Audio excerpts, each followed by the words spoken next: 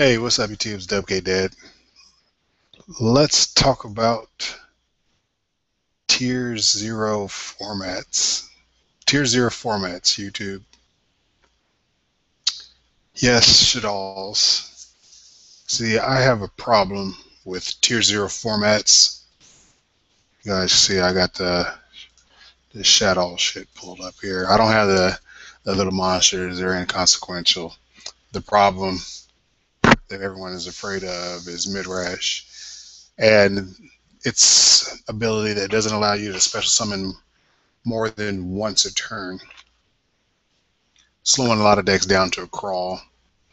This thing with any sort of protection is kind of annoying to get around with 2200 defense.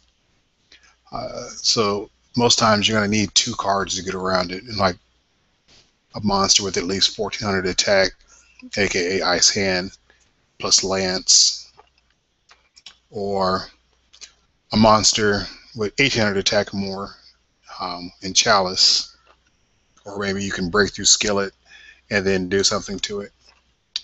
But in that case, they just drop another one. They get the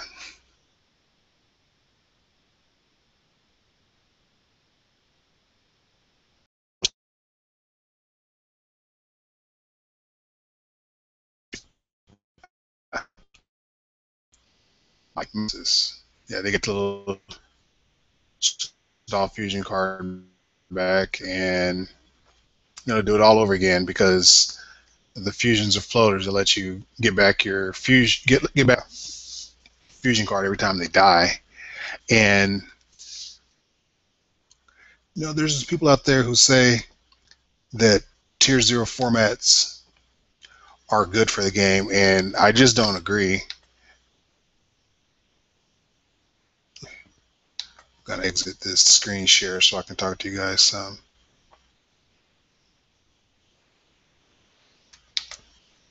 All right. So yeah, I just don't agree that tier zero formats are good for the game. And first of all, I'll go over the reasons why people say that tier zero formats are good for the game. People who like tier zero formats, they believe that when there's only 1 to 3 good decks, it makes going into a that's awkward. It makes going into an event um, easier because you don't have to worry about the of facing 100 different decks, with only your 15 card side deck. And yeah, I get that. Like in a current format, there's like what 10 decks that are viable that could potentially win an event held any given day. And with only 15 cards, you can't possibly side blowout cards for each and every deck. So, with eliminating the variance and the different amount of decks in a tournament, these people believe that in turn promotes skill because now you have mirror matches, and they believe that mirror match is the ultimate test of skill. Well, I have a question. Is it not skill to pick up a deck that you like, learn it well, tech it well, learn all the ins and outs, learn your matchups, and then prepare a side deck that deals with the problems that your deck faces? If you're graveyard reliant, you need outs to floodgates, such as Macrocosmos, Doom Fissure, Soul Drain, Banisher Radiance, Fossil Diamond, all those kind of things, Vanity Emptiness, you need outs to those. Those are the only cards you're worried about. If you're, I don't know, machine base, you're worried about Chimera Tech Dragon, you want outs to that. There's just things that you're worried about, and your deck can side those things to counter the things that you're specifically worried about, because you don't necessarily need blowouts. I mean, look at the last couple events. People aren't siding the complete blowouts. At one time, Xyz Universe was like the blowout card against Gear Gear, but Gear Gear players learned how to play around it, and the card just sat dead. Yeah, it was good because they didn't make the plays they wanted to make. So while it was a neg 1 sitting there in your spell and trap zone, at least they weren't exploding in your face. But still, that was a dead card essentially because they would just poke you for 23, never putting a second exceeds on the board, or just poking for 23 and 11. Gigant swings for 23, your armor swings for 11, and armor back down, never making a second exceed, and you just have this dead ass 6 universe. Um, so with that said, I believe that indeed it takes a bunch of skill to navigate a 11 round tournament going through a myriad of decks that some may describe as helmet decks or just anti and just preparing yourself for that takes skill. I think it takes as much or more skill than the mirror match. And my problem with Tier 0 formats, and this is going to be my arguments against, because you can go anywhere and read anything about why, the best players in the game love Tier 0 formats. But I don't think very many people have voiced their, or have eloquently voiced their dislike for Tier 0 formats. And at one time, I was all for Tier 0 formats, but as I've grown as a deck builder, as a player, for some reason, I've shifted away from not liking Tier 0 formats. And here's the reason. A lot of times, you go back to Teledad, or even more recently, E-Dragons, and I don't care what you say, that was a Tier 0. E-Dragons were Tier 0. I mean, spellbooks could compete, and then you had Evil Swarm, but Evil Swarm was just the anti-meta at that point. I mean, if they got their, you can't play cards, then they could stand a chance. But they had no acceleration to get them. They were basically, you drew your 6 cards and hope you had what you needed. Whereas E-Dragons, at any given time, they could get what they needed by virtue of the way how the deck was built, with 3 Rejuvenation, 3 7 Swords, 3 Sarco. The deck was going to get the hell what it needed, and there was nothing you could do about it. The deck was just too damn fast, Tier 0. The problem was, and I went to that Nats last year. I didn't play any mirror matches, but before and after Nats, back at the hotel playing mirror matches, it almost always came down to who drew the more optimal hand. You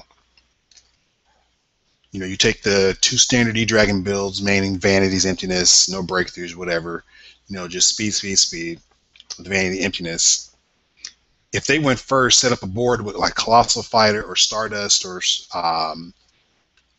Draco Sack in defense, with the Emptiness, you were shut out of the damn game.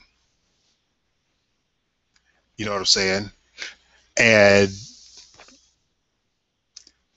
there's just frustrating people who don't realize that. They don't realize that in the mirror match, it's almost always about who draws better. Of course, you're going to have the situations where you have the better player pitted up against the weaker player, and they just simply outplay the weaker player, even though the weaker player opened the nuts and the better player opened subpar.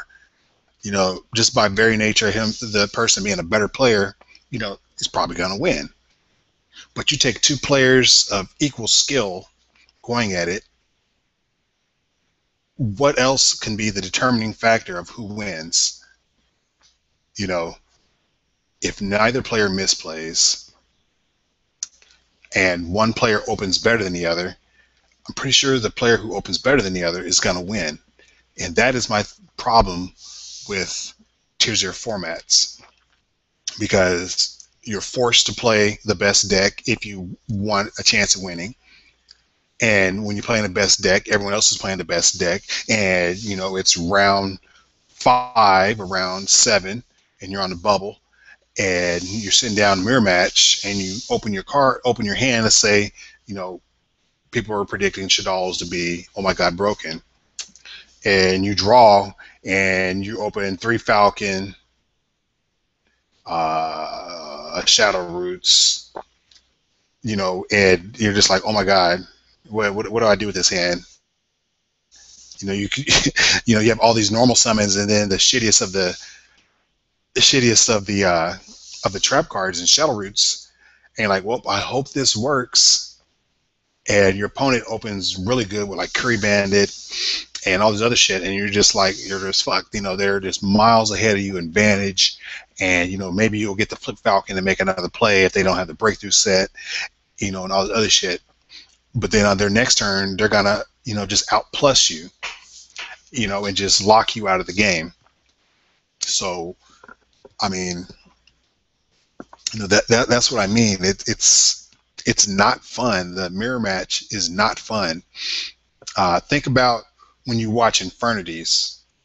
I was watching the 20K ARG stream, and over again, people are like, "Oh my God, don't show Infernities versus Infernities. We'll all catch cancer." The mirror match is not fun. The spell books, it's just not fun. Even E-Dragons back then, that wasn't fun to watch. I mean, come on, be honest with yourself. If you were proficient with that deck and you saw two players going at it, you watched it just to see the two players play, not because it was E-Dragons, but you just want to see the two good players play each other. They could have been playing Gravekeepers against each other. It's just the fact that there are two good players playing against each other.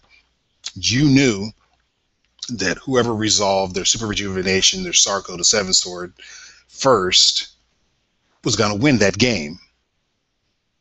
And the only way the other person had a chance in hell was if he either countered and opened just as good, and the first person who opened well, misplayed.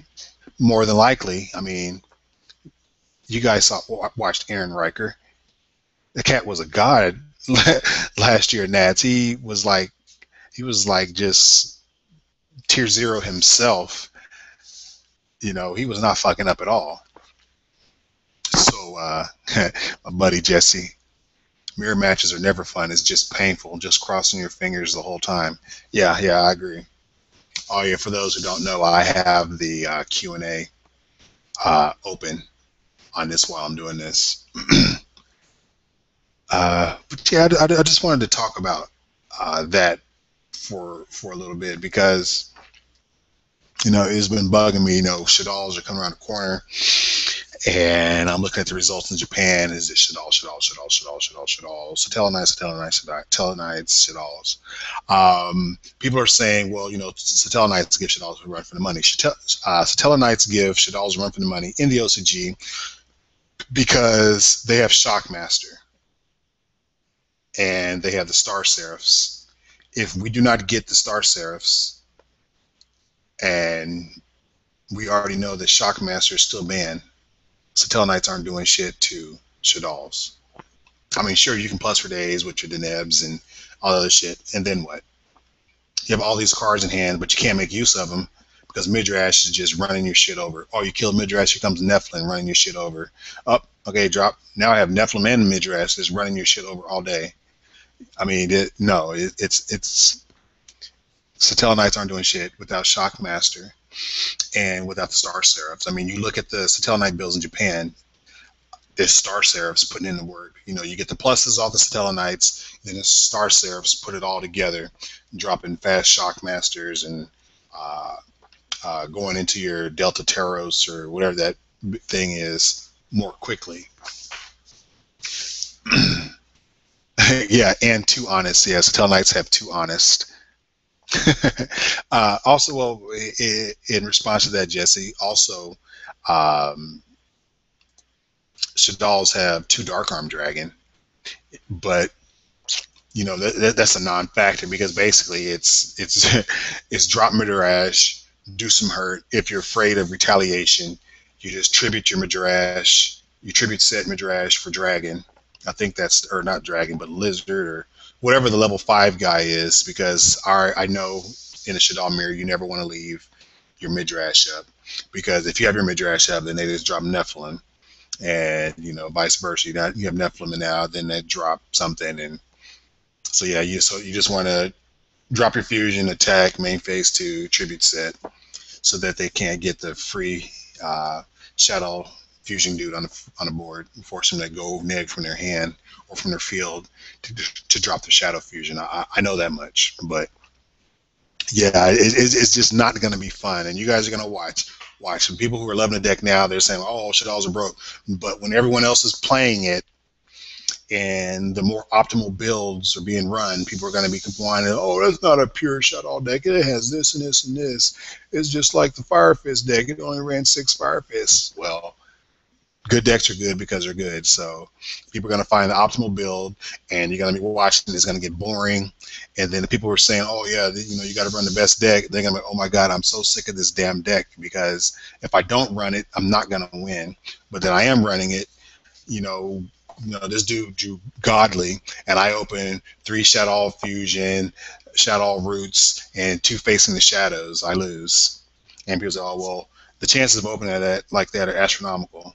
Well, if you open like that, once, that could be your bubble match, and GG. Round 1, you'll face some helmet deck that running triple Banisher, some other shit like that. You just lose, and then now you go on to round 9. You're on a bubble, and you play the mirror, and you open that shitty hand, and now you're just out of the tournament. Slate Warrior, talk about mirror matches. Dark World, say hello. No, I'm not saying hello to Dark World, but yeah, that's no. But yeah, so in conclusion, tell me what you guys think, especially those of you out there who are of the belief that tier 0 formats are the best. That when you have one good deck, or 1 to 3 good decks, for instance, the Wind Up and Zector Dino Rabbit format, I think that's correct. I think that's right.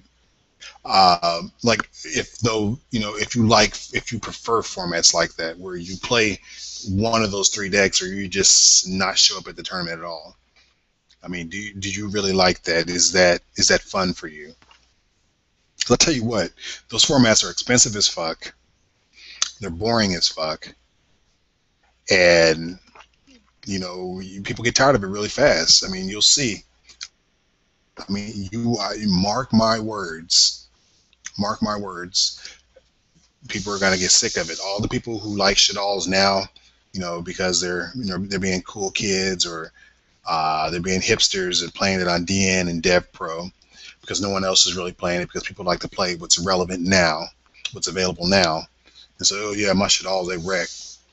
As soon as Shadolls drop in their legal TCG wide, those people, those hipsters, those cool kids that are playing it are going to stop playing it, because they're going to be facing mirror matches. They're going to be running their shitty subpar builds versus optimal builds, and they're going to be losing, and then they're going to be complaining. And their complaints are not going to be because their complaints aren't going to be founded, because they're going to be using a suboptimal build. They're not going to realize that the reason why they should be complaining is because if they were running the same optimal build as their opponent, it will be determined by who opened better, who had access to their power cards first, and that's the legitimate complaint about tier 0 formats. Yep, people are starting to chime in, and I'm trying to get off of here. Clyfoth are a whole new format after Shadolls. Yeah, and see, that's the next thing. After we have Shadolls, we're going to be facing the Clyfoth horde, and that Clyfoth killer thing. That shit's going to be annoying. But someone will find a way to get around it.